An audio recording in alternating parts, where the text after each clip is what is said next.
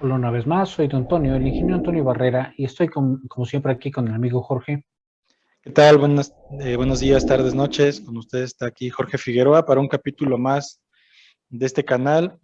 El día de hoy vamos a hacer una continuación del tema que vimos la semana pasada sobre Net y Net Core. El día de hoy vamos a abordar lo que es Entity Framework Core.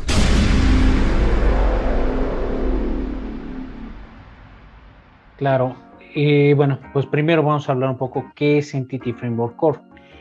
Esta versión de F-Core, para cortar un poquito el término, suele ser la evolución de Entity Framework, que es este ORM, ahorita llegamos a ese punto, que se encarga de hacer el acceso a datos de forma natural para la plataforma de NetFramework.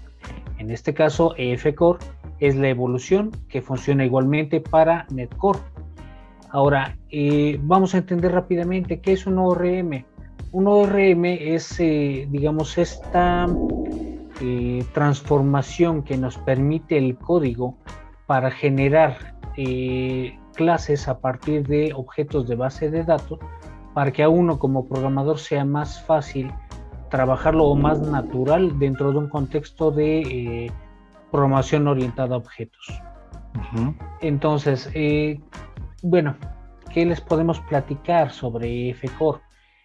Primero que nada, a aquellos que ya conocen Entity Framework les va a hacer mucho sentido este video, y si no, por favor háganoslo saber, y yo creo que podemos crear también un video en particular de NetFramework, de Entity Framework. Y igualmente al final del video les puedo dejar un pequeño video sobre cómo abordarlo, que ya trabajo en mi otro canal. Pero bueno, Entity Framework a nivel histórico es una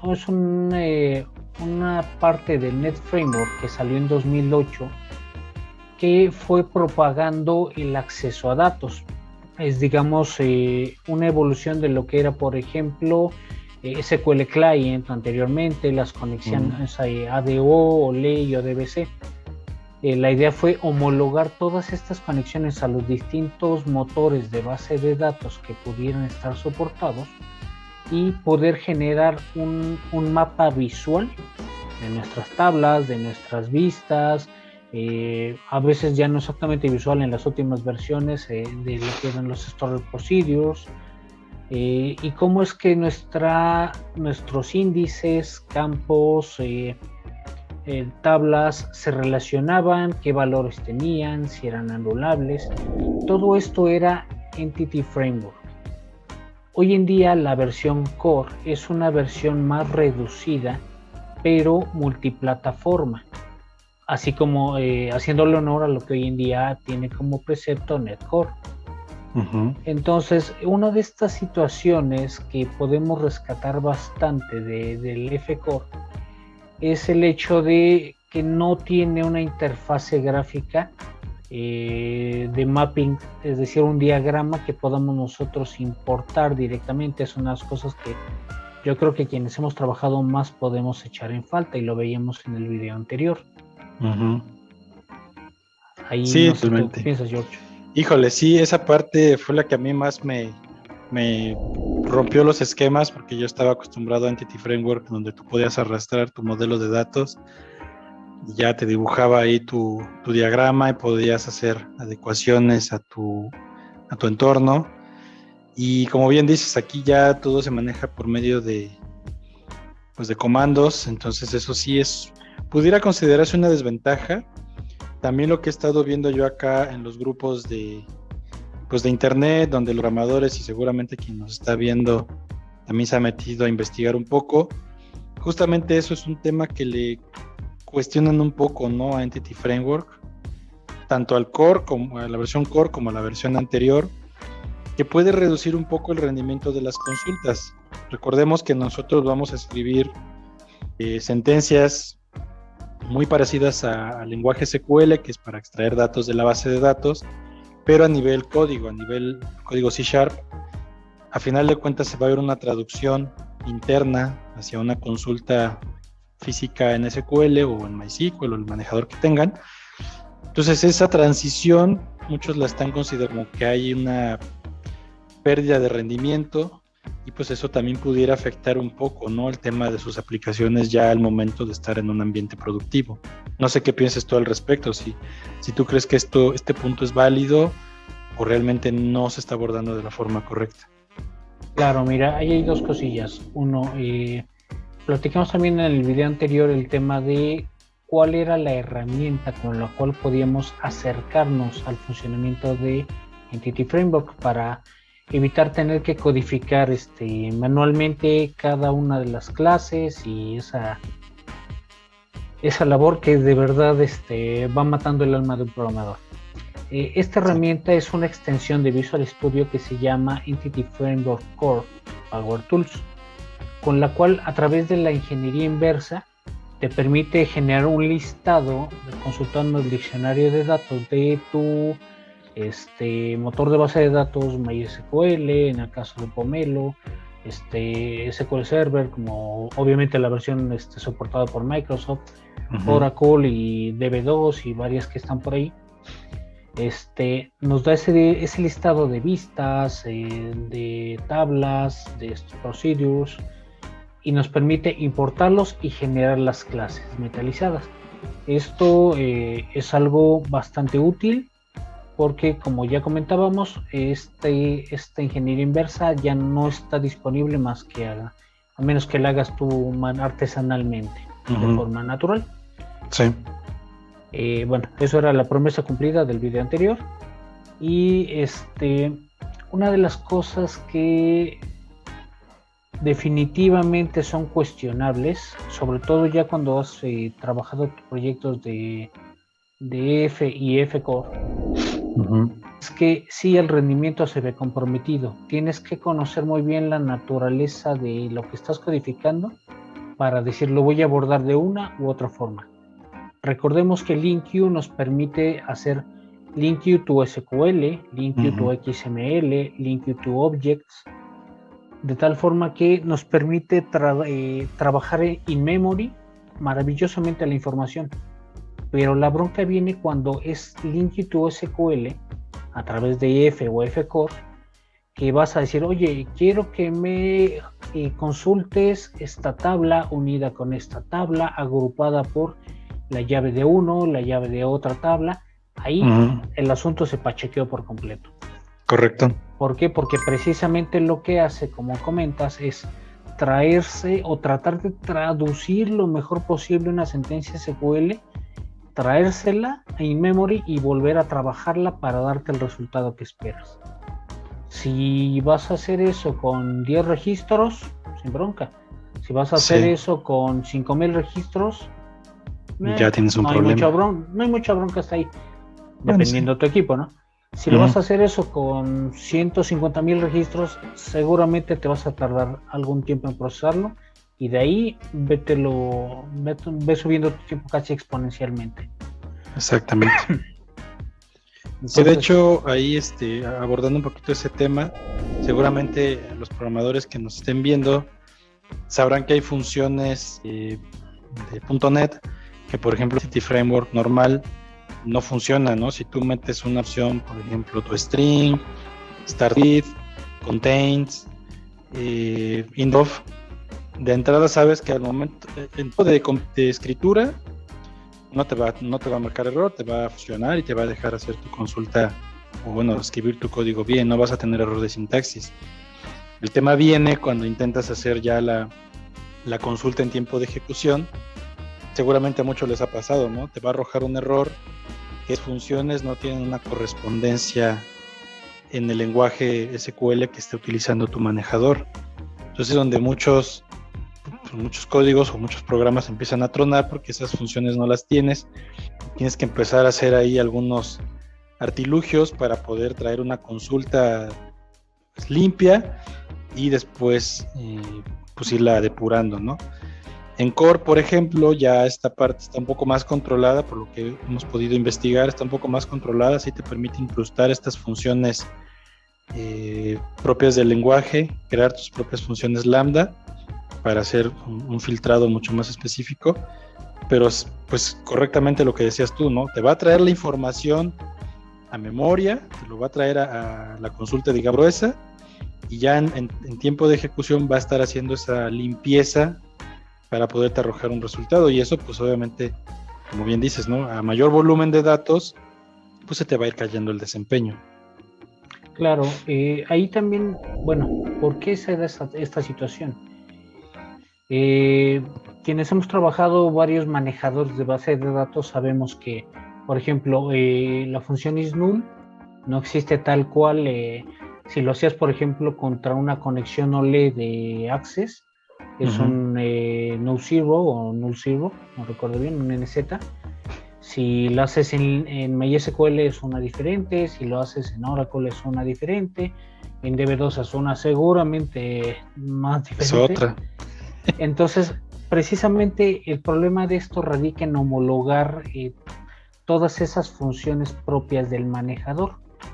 Esto seguramente puede llegar a mejorar dentro de Core, porque al ser un elemento no monolítico, te permite que tú, y aparte de código abierto, cabe mencionarlo también, vale la pena el que tú, por ejemplo, que te pusiste a hacer tu implementación para Nugget, y dices, yo sé que si puedo hacer una sobrecarga de un indexo, esto en SQL para el DBMS que quiero utilizar, se traduce de esta forma. Que antes, al ser esta estructura monolítica, pues solamente que dentro del NetFramework tuvieras un case enorme para cada función. La verdad dudo que fuera así. Sí, ¿no? Entonces, bueno, la verdad esa es una de las cosas que sí pudieran funcionar a largo plazo dentro de Core. Ahorita ya estamos hablando de que Core está actualmente en su versión 6, lanzada la primera en 2016 y prácticamente renovada cada año. De arranque ahorita ya tenemos promesas de Entity Framework Core 7 y 8 para los próximos, para finales de este año y el año que viene, pensando que actualmente estamos en la versión 6. Ok. Sí, pues yo veo que hay algunos temas en el rendimiento. Digo, abordé ese tema porque considero que es importante, porque muchos programadores nos preocupamos, ¿no?, por el tema del rendimiento. Claro que no toda la culpa es de Entity Core. Digo, con cualquier ORM que te quieras aventar vas a encontrar desventajas. También influye mucho la lógica que estés implementando al momento de escribir tu código, que tu modelo de datos, ¿no? Si tu modelo de datos también está mal normalizado o tiene ahí algunas incoherencias o algunas cosas no tan lógicas, pues obviamente eso se va a ver mermado en tu modelo de ORM, ¿no? En tu modelo, en tu mapeo, en tu ingeniería inversa. Claro que te ayuda. Eso es algo que a mí en lo particular me gusta mucho de Entity Framework, que te obliga a tener ciertas reglas y tener ciertas normalizaciones en tu base de datos, porque de otra manera no puedes aprovechar todas las ventajas, ¿no?, que tiene la herramienta. Ni siquiera generarla en algunos casos. Si tienes una tabla que no tiene mínimo una primary key, no te la mapea. No te la mapea. Exacto, no, y a mí la ventaja padrísima que me encanta es las referencias foráneas, ¿no? Que tú puedes hacer referencia a los objetos de todas las relaciones a partir de un objeto principal que tú estés utilizando. Puedes hacer todo el recorrido, ¿no?, de todas pues todas sus relaciones, todas sus llaves foráneas, y eso para mí es fabuloso porque te ayuda a simplificar mucho el código. Claro que pues si tú te emocionas haciendo unas queries enormes con LINQ, pues también al momento de traducirlo, pues también eso va a impactar, ¿no?, en el desempeño. Que ese es otro punto que he visto mucho en común, que para poder realmente sacarle jugo a esto, necesitas pues tener un buen dominio de LINQ. Que, pues, yo creo que allí va de dos partes, ¿no? Al final, siempre cualquier proyecto de software debe tener una buena arquitectura. Eso implica que no vas a cargar todo a la base de datos. Hay quienes tienen la afición de todo en store procedures, y hasta el select un registro tiene que ser un store. Se vale, ¿no? Hay quienes dicen, no, yo no manejo nada de eso, y todo va a código. Regularmente el tema es llegar a un punto de equilibrio. Oye, si sé que voy a trabajar un volumen grande de datos que es fácilmente procesable del lado del manejador, lo va a resolver 1000 veces más rápido que lo que puedas codificar. Vale, claro. Genero un store de ese lado. Oye, si tengo una consulta que me la puedo aprovechar en limpio, pero es no sé, hace 40 inners o 40 inner y left join, lo haces como una vista. Claro. Lo haces como una vista bien indexada y limpio te va a responder maravillosamente. Si quieres hacer una consulta simple a una base de datos, a una tabla, hombre, lo haces por limpio y ya al fin del tema, ¿no? Pues pero rápido. El asunto es saber ponderar cada uno de esos escenarios. Es que, ¿sabes qué? Yo creo que viene de... Todos los sistemas han ido evolucionando, ¿no? Entonces, anteriormente los OR para empezar no existían. Entonces, yo creo que muchos arquitectos buscaban tener independencia de la parte del front, por ejemplo, y hacían todo en base de datos a través de procedimientos, porque eso les daba la facilidad de poder manipularlo rápidamente, ¿no? Si había quizá algún error, podían cambiarlo rápidamente. Si eventualmente cambiabas tu base de datos, no sé, tenías un SQL y lo cambiabas por un Oracle, pues vaya, nada más haces la traducción de procedimientos y pues digamos que cumplías el requisito, ¿no? Pero obviamente cuando surgen los ORMs te abre una oportunidad diferente para hacer cosas nuevas. Como han ido evolucionando pues poco a poco, antes eran muy sencillos, eran muy arcaicos, no permitían muchas cosas. Todavía tenías dependencia de la base de datos, de qué manejador estabas utilizando. Y pues yo creo que por eso le cargaban la mano a los procedimientos, ¿no? Pero ahorita cuando ya tenemos Entity Core, que es mucho más ágil y mucho más entendible y se puede comunicar con otros manejadores distintos, pues es donde ya justamente entra lo que tú mencionas, ¿no? Pues ya no le carguemos tanto a la base de datos y traigámoslo todo a este nivel y trabajémoslo pues aquí, ¿no? Donde es más fácil, donde puedes sacar más provecho. Claro, de ahí también, por ejemplo, podemos, le voy a tirar un poquito a mis amigos llaveros, los que son amantes de iBatis, por ejemplo, ¿no? Uh-huh. No, es que todo tiene que ir en una consulta intermedia. Misma bronca, resuelves cada cosa en el contexto que mejor te va a ir. De nada Exacto. Te sirve tener un mendigo archivo XML de iBatis que pesa 4 megas y que uh-huh. Tiene un montón de consultas ahí, que darle mantenimiento después te cuesta 5 días de lágrimas. Sí. Entonces, es eso, ¿no? Simplemente el saber explotar cada parte de la tecnología de la mejor forma posible.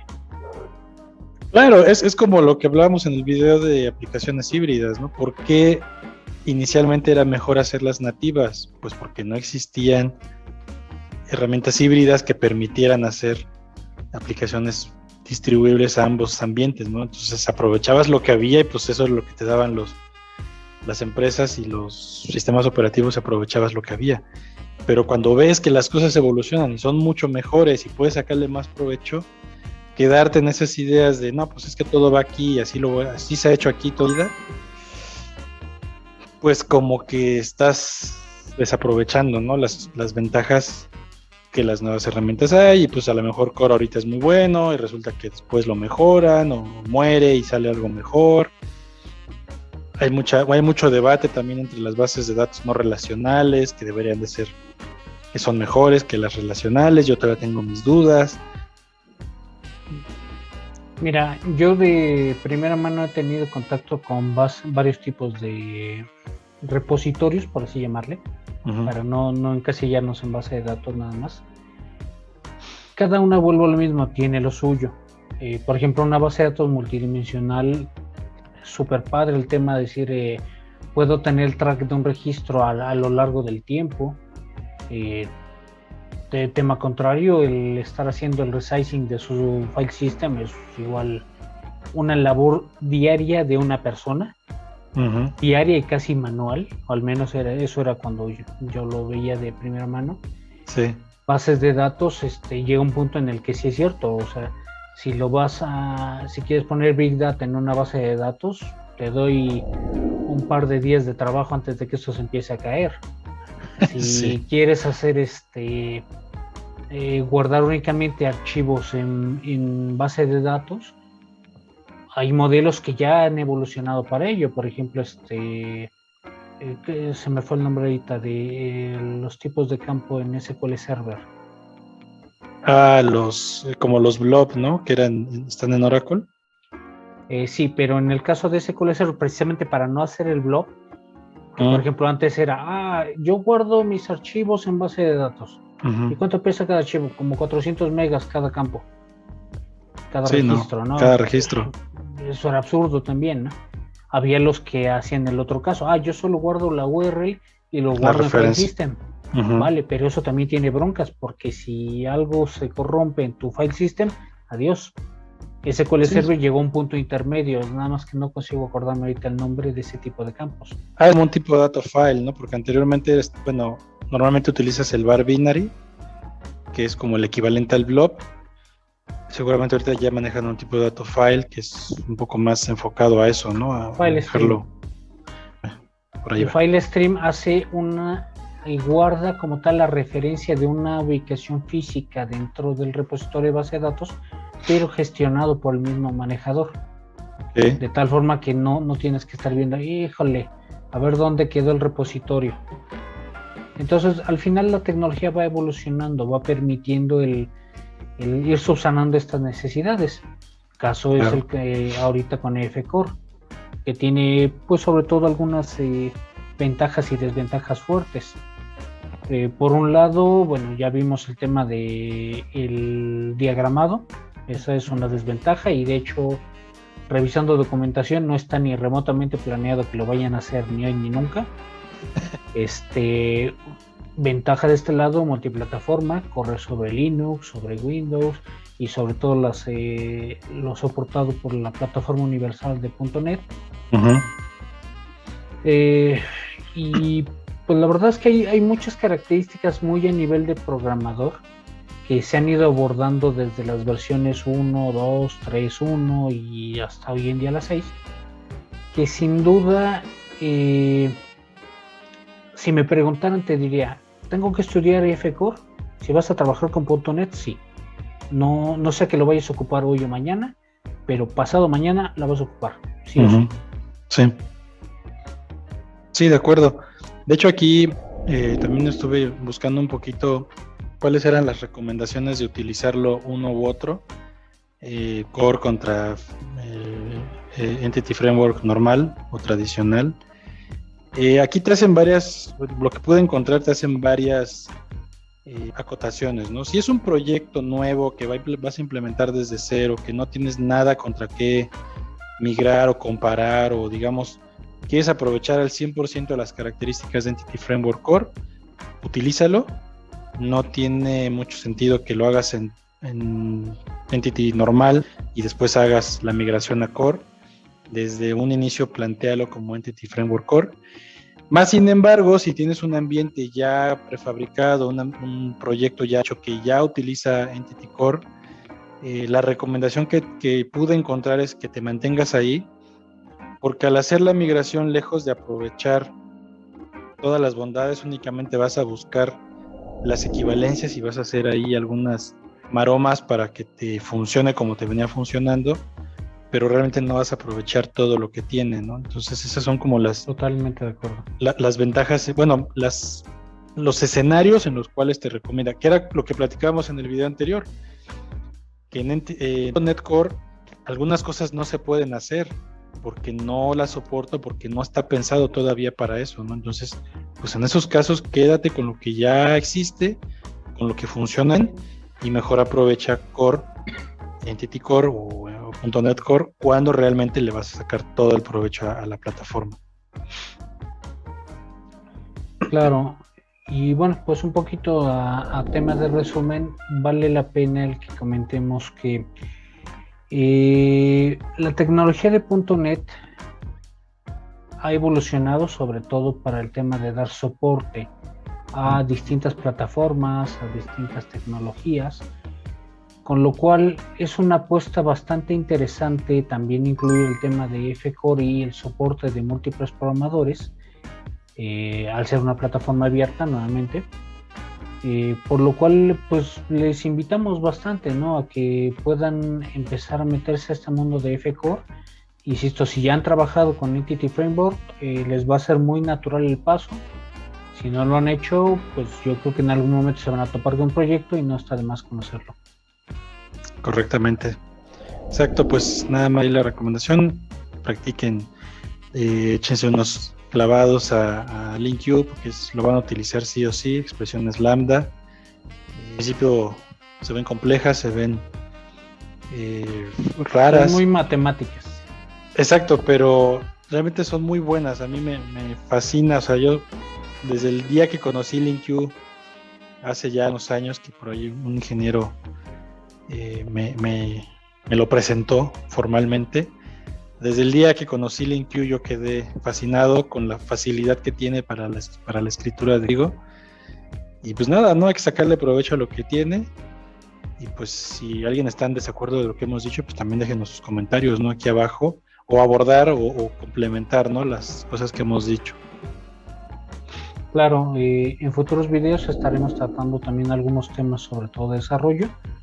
Y yo creo que estaría muy interesante, si estás de acuerdo, George, el tema de LINQ, las diferentes versiones que hay y qué características tienen o limitantes entre, como decíamos, LINQ para objetos, LINQ para XML, LINQ para SQL. Claro que sí. Por favor, si es el caso, no dejen de seguirnos, suscríbanse si aún no lo han hecho y activen la campanita para futuros videos. Y denle mucho like a este video y a todos los demás. Así es. Soy Antonio Barrera y espero verlos en el siguiente video. Igual, Jorge Figueroa, nos estamos viendo. Hasta luego. Gracias. Hasta luego.